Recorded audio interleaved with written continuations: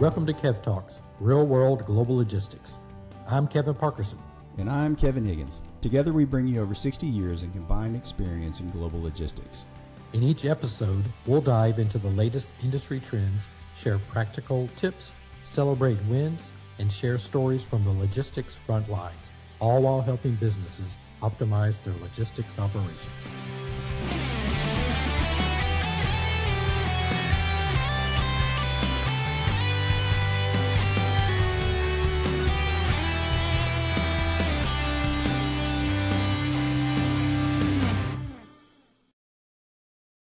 Today, we're honored to have Jon Gold join us on Kev Talks Real World Global Logistics.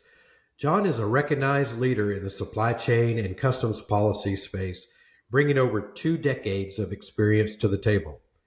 Jon currently serves as the Vice President of Supply Chain and Customs Policy for the National Retail Federation, or NRF, a role he's held since 2007.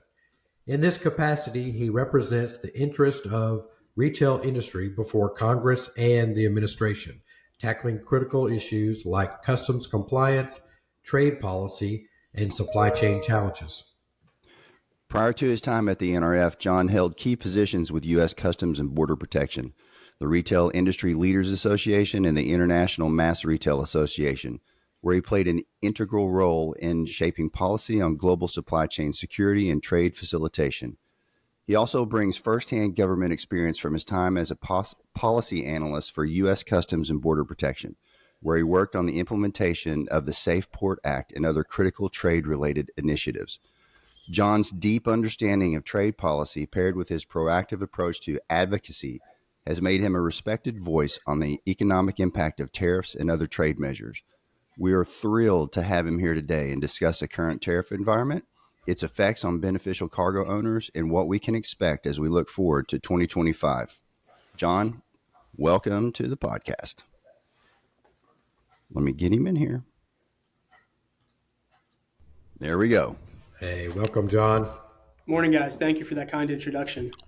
Absolutely. Well, listen, let's get right into it, and let's tell our listeners a little bit about NRF and your role at the NRF. Sure. So National Retail Federation, we're the world's largest retail trade association. We represent everybody from the small single store operators up to the large format big box stores, online chain restaurants, and everybody in between, hopefully everywhere where you and your listeners are shopping these days for the holidays. So I've been here at NRF now going on 17 years. Prior to that was with U.S. Customs and Border Protection for about a year and a half.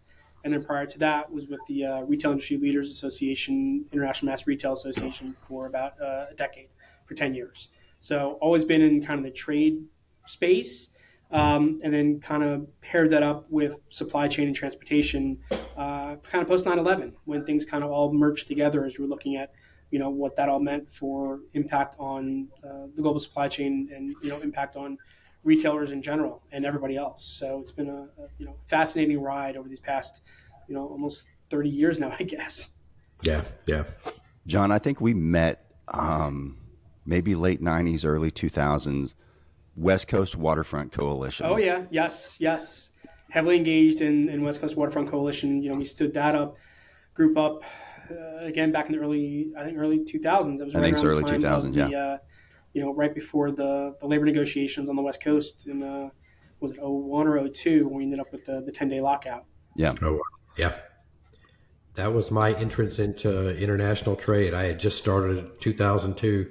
That summer, Higgins, I had started at Walmart managing Jones Act. And I said, ILW what? Yeah. And I found out real quick. I got schooled real quick. Great learnings. And unfortunately or fortunately, I applied those learnings multiple times through my career. Yeah. But that seems like yesterday. It really does. But yet the issues remain the same, and we're still having labor, port management labor issues. Same old. It really is. Well, listen, Jon, let's talk a little bit about, the hot topic right now. I mean, the tariff environment. And I know you are heavily involved in that. What are you hearing? What are you seeing? What's the retail sector, planning for, expecting, all of that? Sure. I mean, look, unfortunately, there's just a lot of uncertainty when it comes to tariffs moving forwards. But, I think it's important to be clear of, what a tariff actually is. And I think folks need to understand that, a tariff is a tax that is placed on a U.S. importer as they are bringing products into the United States, both finished goods as well as the critical inputs to production that are used by manufacturers. It's not paid by China. It's not paid by a foreign government. It's not paid by the foreign exporter. It is paid by the U.S. importer and then fortunately, passed along to the consumer in some form or fashion. So with that, we've had ongoing tariffs in place, kind of forever. Obviously, they were ratcheted up during the first Trump administration when he looked to put tariffs on China, through the Section 301 investigation that looked to address issues with forced tech transfer and lack of IPR protections. Those tariffs have continued. They've been maintained. The Biden administration kept them in place and actually upped them a little bit. So, those tariffs are currently in place. What we're facing now are ongoing discussions from President-elect Trump that would significantly increase tariffs across the board. Throughout the campaign, he talked about wanting to implement a universal baseline tariff of 10 to 20% on everyone and everything that's brought into the country. He's also talked about ramping up the tariffs on China anywhere between 60 and 100%, again, starting on day one. More recently, over the past couple of weeks, he has threatened tariffs on Canada and Mexico at 25% rates because of border immigration and fentanyl issues. He's threatened China as a part of that as well with an additional 10%. He has threatened the BRIC countries over currency-related issues, that if they deviate away from the dollar, he's going to put 100% tariff on those countries.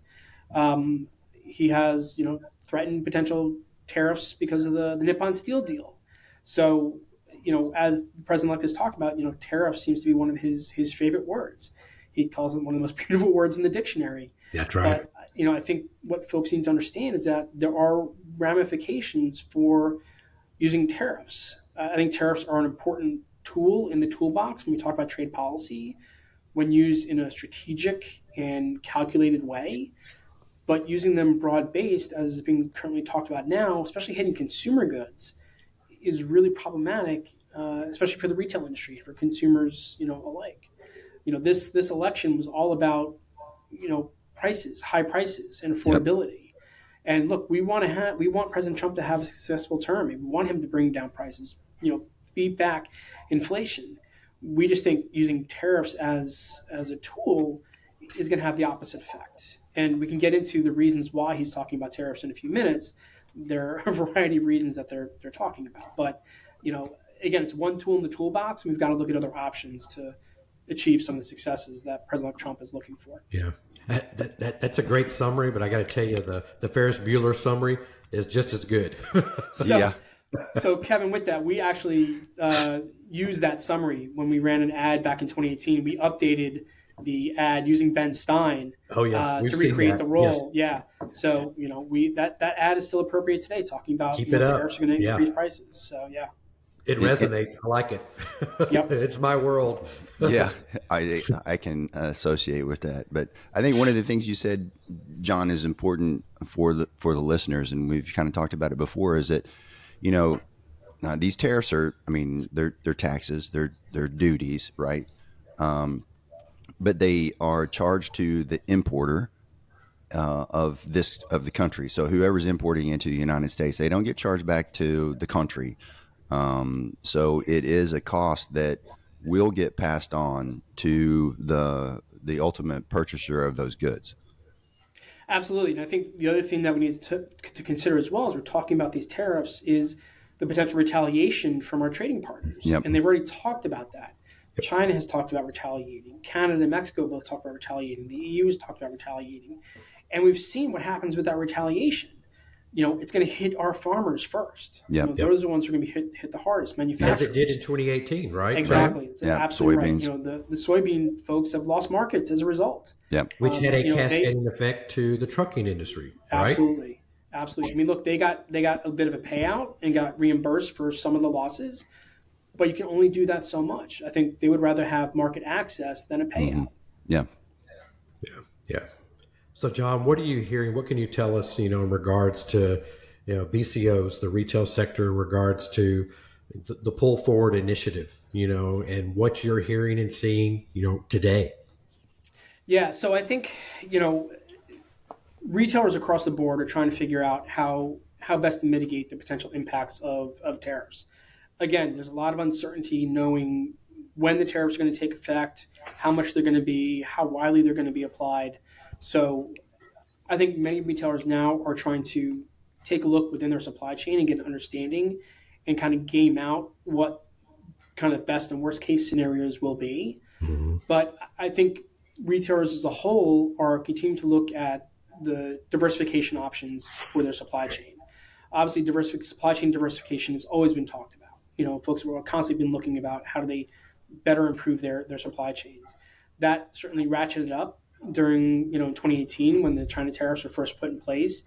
And that ratcheted up even further during the pandemic as folks really start to understand that you can't really rely on a single source for your supply chain.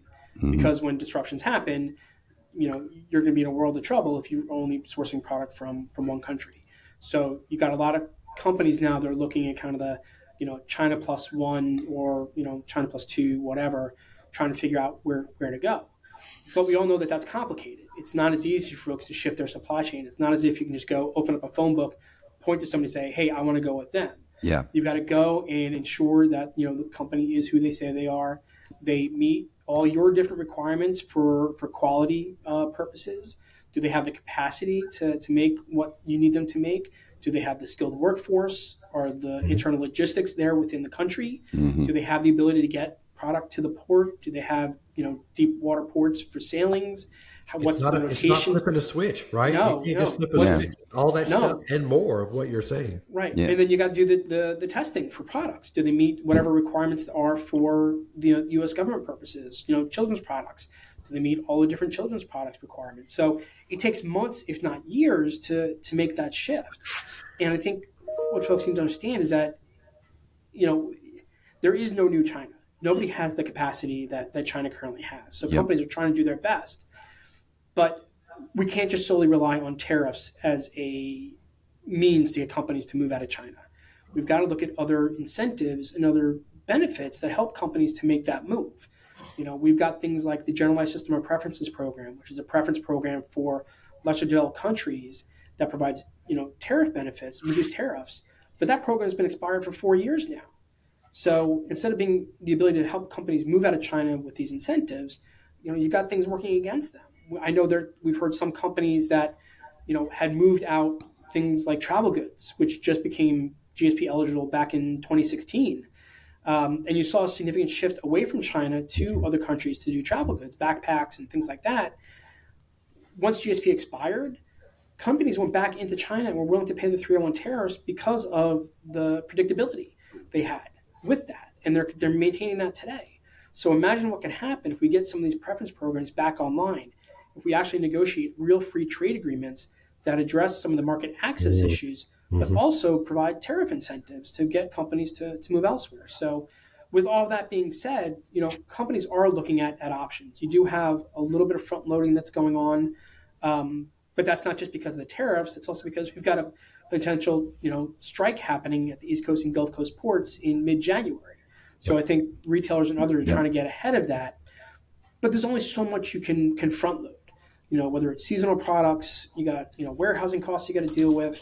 You can't bring in fresh fruits and vegetables too early because then they're gonna go bad and spoil. Yeah. So you got to be careful kind of what you're planning to bring in. But you are seeing, the higher import numbers as we've looked at through our global port tracker. The numbers remain high, where typically now you really are on the kind of the downswing of imports before we get to kind of Chinese New Year. Yeah. So is there like a predominant, method that you're seeing businesses take, or is it across the board? I've seen a variety I've seen some businesses who said, hey, look, we've been planning for this since 2018 and we are diversifying, like you said earlier, it's not flipping a switch. But what's the consensus? Is there a consensus, or is it specific? Is it unique to the industry? Meaning, is it, what type of businesses are more impacted by this or less prepared? I think it is unique to the industry and the individual retailer or BCO as to what their mitigation strategy is going to be. Obviously for manufacturers, they probably have a little bit more ability to stockpile those critical inputs to production that they're going to need. Yeah. But for retail, you've got to be careful kind of what excess inventory you're bringing in. How far ahead of the holidays do you want to get in the next season? Right. Not knowing kind of what to expect. So I think it's a multitude, and it really depends upon the company and what their mitigation strategy is. Obviously, some of the bigger BCOs, bigger retailers might be in a better position than some of the smaller, medium-sized guys that don't have the leverage that the larger guys do. Small retailers in particular, they typically aren't the direct importer. So they're relying on somebody else who they're buying from to address those kinds of issues. So, they immediately are going to see those cost impacts, unfortunately, and going to have to pass that along to their customers. John, do you see, is there like one product of all the tariffs that have been proposed and the discussions that are at, is there like a top 5 list of products that people can think about what would be impacted? I mean, I hate to say it, but it's across the board. I mean, whenever you walk into your neighborhood retailer, a majority of what you see on the store shelves is going to be imported from somewhere. Obviously, there are a lot of products that are made here in the United States, whether it's produce, ag, or other products. Companies trying to made in USA and buy locally, but there are just some products you just can't buy here. You can't make here. We did a study that came out in early November, where we took a look at 6 key retail categories and the potential impacts of the tariffs: apparel, footwear, home appliances, toys, travel goods, and footwear. In every one of those categories, you're going to see price increases, unfortunately. The study, just in those 6 categories alone, we took a look at both the proposed 10 to 20% tariff, universal baseline tariff, and the 60 to 100% China tariff. And we found that consumers are going to lose between $45 billion to $76 billion worth of purchasing power because of the higher prices on those categories. Yeah. And again, that's just on those 6 categories. But you look in retail, it's much, much broader than that. We know that the Consumer Technology Association did a similar study looking at key consumer tech products. TVs, laptops, phones, things like that.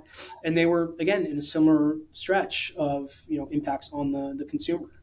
So, unfortunately, we think low and middle income consumers are probably going to hit the hardest because they don't have as much discretionary income to make up for the higher prices. So cell phones been a big, I don't guess we call them cell phones anymore. Call them just mobile. I don't know what you call them. Mobile devices. Mobile devices. I don't know. So I still have a friend who gives me a hard time. It's like my voicemail when you call me, it says, "Hey, you've reached the mobile phone of Kevin Higgins," and they're like, "Seriously, you have to say that this is the mobile phone of Kevin Higgins?" And I'm like, "I'm never changing it because you brought it up. It's always going to say that." But phones. Do you think that we're going to start seeing exceptions as they get into the new administration? And does that dilute the effect of the tariffs and start crushing everything that they're trying to do? Look, we certainly hope that there's going to be some kind of exclusion process, if tariffs do go into place, as we saw back in 2018. Mm-hmm. I think, though, we want to see an improved exclusion process that is more transparent and fair for companies and really would allow small and medium-sized companies to take advantage of it as well, because they were really locked out. Yeah. Kind of that first go-around didn't have the ability to do that. But again, I think we've got to be clear about why we're using the tariffs and what is the purpose of the tariffs. We have heard from President-elect Trump and some of his advisors and supporters a wide variety of reasons why we're going to use the tariffs. It's a tool to get countries to come to the table and negotiate. We got to figure out what exactly we're negotiating with these countries. Mm-hmm. What is the purpose of doing the negotiation? It's a means to get companies out of China. Okay, again, you got to provide other incentives, carrots as well as sticks to get companies to move and make those changes.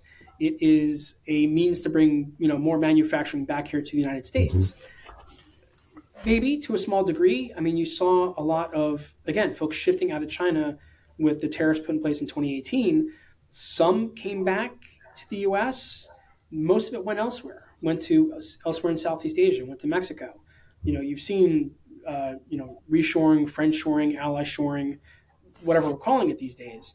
But a majority of it didn't come back here to the United States for a variety of reasons. And then you've also got folks who are talking about using tariffs as a revenue raiser to potentially pay for tax reform next year. President-elect Trump has talked about, hey, let's get rid of the income tax and just use tariffs like we did back in the 1800s. Yep. You can't tariff enough to make up for the income tax. Yeah. It's billions versus trillions of dollars that are raised through income taxes. So again, we think tariffs have a strategic purpose, but we've got to be clear about what that purpose is and make sure the tariffs are geared towards that and not applied to everything and everyone, which again will lead to price increases. Yeah. Because I think that, I guess my question on my statement I was about to make is there empirical evidence that in the past tariffs have actually, let's take the steel tariffs, they came last administration. Did they actually help increase production of U.S. made steel and increase jobs? I mean, do we have data that says that they actually do that? No, I mean, the data actually proves the opposite. If you look at, the steel tariffs, if you look at what was done on kind of the washing machine tariffs, tire tariffs, lumber tariffs, they always have a greater impact on downstream industries, those who rely on that.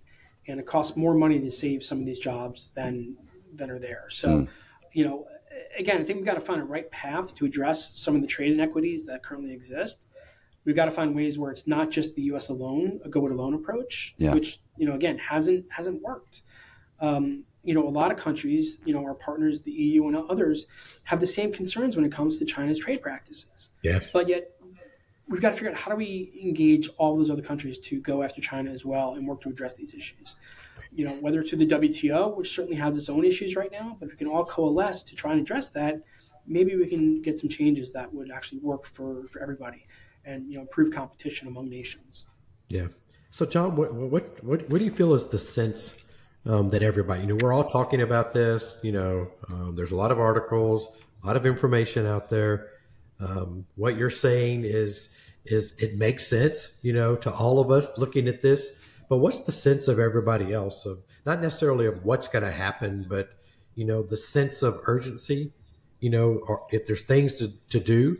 Is anybody getting to a point? Here we are, we're literally mid-December, we're potentially 30 days away almost with a new administration where if something's going to happen, what's the sense of everybody else of what I need to do? Everyone's thinking about the holidays right now, right? But what's the sense that you're getting? Yeah, again, I think the sense is just uncertainty about what's going to happen. I mean, President-elect Trump has talked about, day one, all the different executive orders he's going to sign, everything from tariffs to the dealing with the border and immigration and other issues. It's unclear what's going to happen and when it's going to happen. So I think companies are trying to plan ahead as best they can. But until you know exactly what's going to happen, it's such a tough spot to be in because you certainly don't want to overreact. If things don't occur, you're going to put yourself in kind of a worse position than trying to figure out what's actually going to happen on that day one. But I think, again, taking a look internally and understanding your supply chain and understanding what the potential exposure is critical for many companies right now.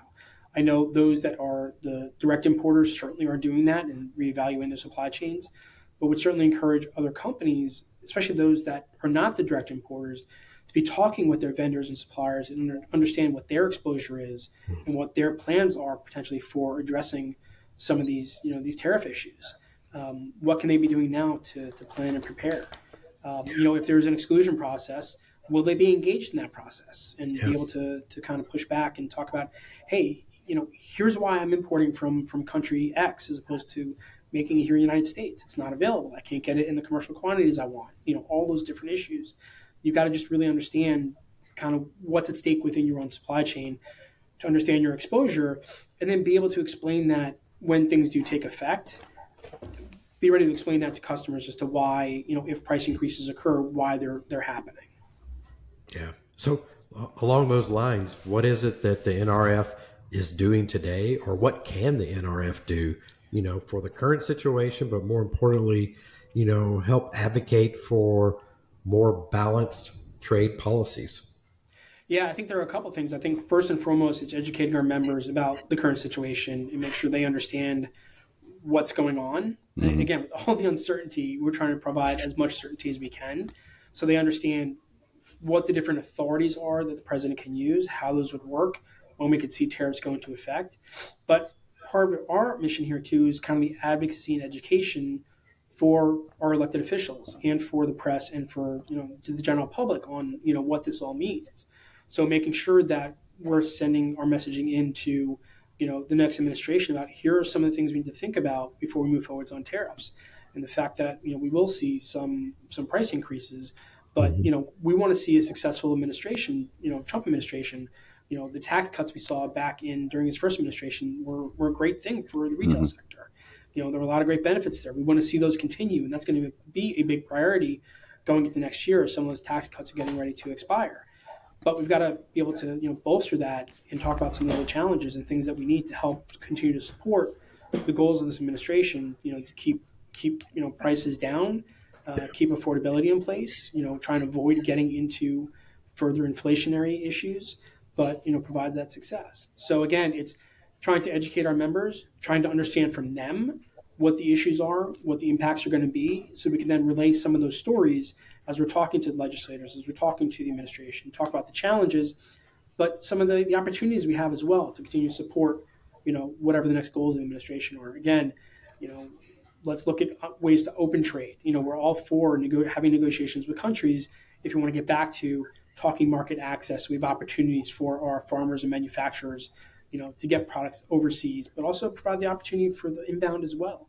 Again, the other thing to consider when you look at the retail sector that a lot of people don't take into consideration, we are the largest private sector employer in the United States. 1 in 4 workers work for the retail industry, directly or indirectly. Wow. We got 54 million workers tied to the retail industry. We help drive this economy. It's the consumer economy that keeps things going. So, we play an integral role here that we need to continue to work with this administration to keep that going and make sure we, continue to focus in on that. Yeah.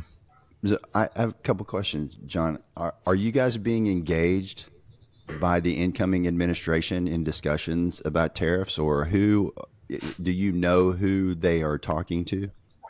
We're certainly having conversations with some of the incoming administration, talking with the transition team and others. So, those conversations are ongoing. Again, talking with folks up on Capitol Hill, making sure that, House members and senators understand, and because they're having conversations with the team as well. Remember, they're going to have to go through nominations process for those that are coming in for the, Secretary of Commerce, Treasury, all those different positions that, they're having those conversations, and they know kind of what folks care about going forward. And again, we want to see success for this next administration. We've got to make sure we couch that in the right way and that we provide the opportunity for the economy to continue to flourish and be competitive going forwards. Yeah, and I think there's one other point, KP, I'd like to make, because I know in discussions with people that I know, we start talking about, just move your manufacturing out of China and move it to Vietnam or move it to Malaysia or move it to someplace like that. And I just did a real quick search. Just do it. It's easy to do. See, I just asked Google how many ports China has, right? So they have 2,000 minor ports and 34 major ports. Oh, that's all. And that's all. But you think about, going to someplace like Vietnam, right? It's a much smaller country. Every country is a much smaller country than China, and so just being able to stand up a factory, make sure that you got the infrastructure for the transportation, for the trucks and the lorries from the warehouse to the port, the consolidation facilities, do you have deep water ports that are taking these new vessels? Do you have all these things?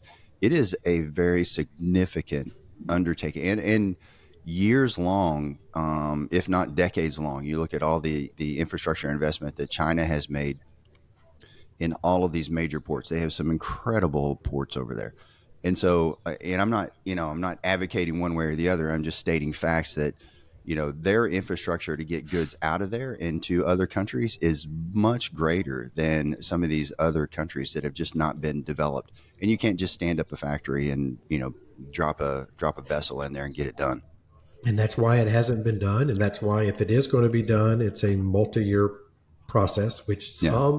some did start that process in 2018, Yeah. and on maybe not a large scale, but as a contingency, and those are the ones right now, will and can have a competitive advantage. Yeah. So what aspect of right now, John? Like I said, there's a lot of attention on this topic, obviously, but from your perspective, from NRF perspective, is there an aspect of this where just isn't getting the attention that maybe it should? That you could highlight now that this is your opportunity. If there's another aspect of it that you wish someone would write about or talk about, what is that? Is there anything?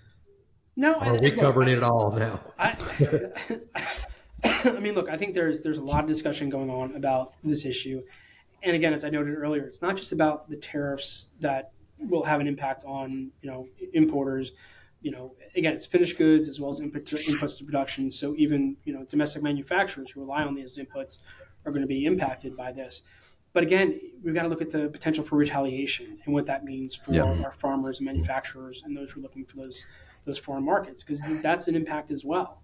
And we've seen how that's had an impact in the past. Again, I think tariffs are an important tool in the toolbox when used in a strategic manner. We've got to figure out what is the right strategic use for the tariffs. Yeah. What are the industries that we really want to focus in on that should be brought back to the U.S.? High tech, defense. What are those kind of industries that we really need to focus in on? Okay. And again, it's going to take some time to bring those industries back. The Chips and Science Act is doing some of that as you're seeing more semiconductor manufacturing happening here. But again, it takes time to get those factories built and online and train the workforce to address that. So there are a lot of other issues to address U.S. competitiveness that go well beyond just bring stuff back here to be made and using tariffs. We've got to look at how do we upskill some of these jobs that are not ready for it. What are we doing on the education system? What are we doing on permitting and infrastructure here in the United States to address some of these issues as well? So there's a lot more that can be done to address some of these competitiveness issues. But I think we've got to recognize that we can't bring everything back. There's just no way we can make everything here, as folks want to say.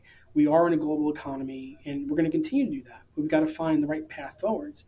One of the prime examples of why you can't just close the doors and make everything here, look what happened with baby formula a couple of years ago. We had one factory that went down that cut 30% of the production.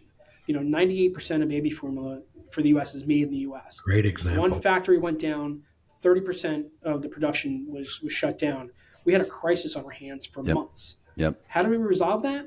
We lowered duties on European baby formula to bring that in to supplant the U.S. market, and that helped address some of those issues by lowering duties and bringing in other formula. Yeah. So that's just one example of kind of why we just can't make everything here, and we shouldn't do that. But we've got to find, again, a better path forward, make sure we're working with our allies. Again, focus on kind of the near-shoring, ally-shoring, friend-shoring, whatever we're calling it these days, and focus, again, on how we make ourselves more resilient and more competitive in the global economy. I think that was a great example. That baby formula example was incredible. Yeah. I mean, folks kind of tend to forget that, but this is why we just can't close our doors and make everything here. Again, 95% of the world's consumers are outside the United States market. Yeah. So our ag and manufacturing need to find other places to sell their stuff. We just can't do it all here. Yeah. We got to get the chicken feed out of here. So John, get the soybeans out. Yeah. Yeah. So John, as we kind of wrap up the discussions around tariff, Higgins, I want to make sure that we get an opportunity to talk to John a little bit about ILA. You mentioned it earlier. It is, for a business, for retailers, you've got the double jeopardy, I guess, in a way. You've got tariffs and you've got ILA that hopefully you're able to plan, with both of those in mind. But what's the latest on that? What's your gut feel? What are you hearing? What are you talking about? What are people asking NRF about ILA? Yeah, I mean, I guess the biggest question is, are they going to get a deal done before January 15th when the contract extension is set to expire? Yep. Look, we had the 3-day strike back in October. There was a tentative agreement on wages that got the ILA significant pay increase. I think it was 62.5% over the life of the contract. Now the big issue is kind of automation technology and modernization of the ports. They got back to the table in mid-November, spent about a day and a half before the ILA walked away again over the automation technology issues. They haven't been back for formal discussion since. We all saw the Truth Social from President Trump last week. With Harold and Dennis Daggett talking about his support for the ILA when it comes to the automation issues. John, were you surprised by that statement? I was a little bit surprised. I think, look, President Trump had indicated support for the ILA back over the summer when it came to the wage issue. I think there was a little bit of surprise with the tenor of the statement that came out last week. I was. I think, look, the only way they're going to get a deal is if they actually get to the table and have conversations. And I don't think President Trump wants to have a strike on his hands as he's taking office on January 20th. So I think, he's trying to put pressure on both parties to get a deal. We're running into a challenge now with the holidays and whether or not the parties are going to kind of come back to the table. But there's got to be some opportunity for port modernization to occur. And I think it's only going to be done in partnership between the ILA and USMX. There's no way that management can just force 100%. Technology, automation onto the workers. And that's not what was written in the current agreement. They're allowed, they have to have the conversations and bring it on, do training and everything else, and agreement on the paths forwards. We know we've got ongoing challenges within U.S. supply chain issues, especially at our ports, for congestion, fluidity, and everything else. We can't continue to build. There's no more room to build. We know trade is going to continue to increase, at our ports. We've got to find better ways to manage the process, appointment schedules, gate times, all that kind of stuff. We've got to improve the fluidity. You can only do that through the use of technology and automation to a degree. And the thing that folks need to remember is that, if our ports become more fluid, more efficient, more productive, that means there's going to be more containers going through those East Coast and Gulf Coast ports. Yep. That means there's more money for the ILA. Because again, remember, they get a part of that pie through the container royalties, which are, only available to the East Coast and Gulf Coast guys. So, they're able to make the ports more efficient, more modern, more fluid. That's a benefit for them. And I think, we talk about things like safety and, better processing. I mean, that's all part of this too. But again, they've got to do it in partnership with each other to achieve the goal. And again, make our ports more competitive on the global scale. Yeah, I think you hit on something I wanted to mention. Like, safety is a key issue when you start talking about automation, because automation can provide enhanced safety for their members as well. And it's not about, just fully automating everything and replacing, humans with robots and things like that. But we have to be more efficient in order the port is only so big. We have to be more efficient so that we can put more goods through there so that it benefits everybody inside of this country. Absolutely. And I think that's kind of where we want to focus in on is, we've got to improve the whole process. Yeah. It's not just about the port itself, but it's all the related industries that rely on the ports. It's the trucking, it's the rail, it's the warehousing that all rely on that port as kind of the key kind of link in the chain here. Yep. That, if you got to break down there, it impacts everything else. And I think the other thing people need to think about too is that, if we do get into a strike situation, as we saw back in October, the impact isn't just on kind of the strike itself, but look at how long it's going to take to recover from a shutdown. Yeah. It's essentially 3 to 5 days for every day you're shut down. Yep. You could be, if the strike goes for a week plus, you're looking at, a month, 2 to 3 months, if not more, depending on the port. So, I think the last thing anybody wants to see right now is, starting the new year, starting a new administration in this kind of situation that's, could potentially be, a economic crisis if a strike is going on for too long. So our hope is that the parties actually get back to the table, get a deal done before the 15th, so we don't have to be in this kind of situation again. I mean, look, just the threat of the strike alone is having an impact, again, as you're seeing more of that front loading that's been going on to avoid potential shutdowns. And that comes at a cost as well that folks aren't taking a look at. Yeah. Well, listen, John, this has been really, really good. I knew this was going to be a great session. Thank you for Thank you for the time, for the dialogue, and the insights that you provided. Most importantly, thanks for the work that you're doing, the 100%. advocacy that you're doing. I know it's really, really important. I've been on the retailer side, and having the NRF in support with you, along with us as a BCO in times like this, is really important. So again, thanks for the work that you're doing. It's going to be interesting times, the next 30, 60 days. We'd love to have you back, and after this is all said and done, in regards to ILA, hopefully, and the tariff situation is not going to be all said and done. Yeah. But we'd love to have you back and help educate our audience and share your insights in the future. So thanks again for being with us, and thanks everybody for listening. Absolutely. Thank you, guys. Appreciate it. Appreciate you, John. We hope you enjoyed this episode of Kev Talks, Real World Global Logistics. If today's discussion inspired you, don't forget to follow, subscribe, rate, and share our podcast. Remember, every great journey in logistics starts with a single step forward. Let's continue working together to transform the industry.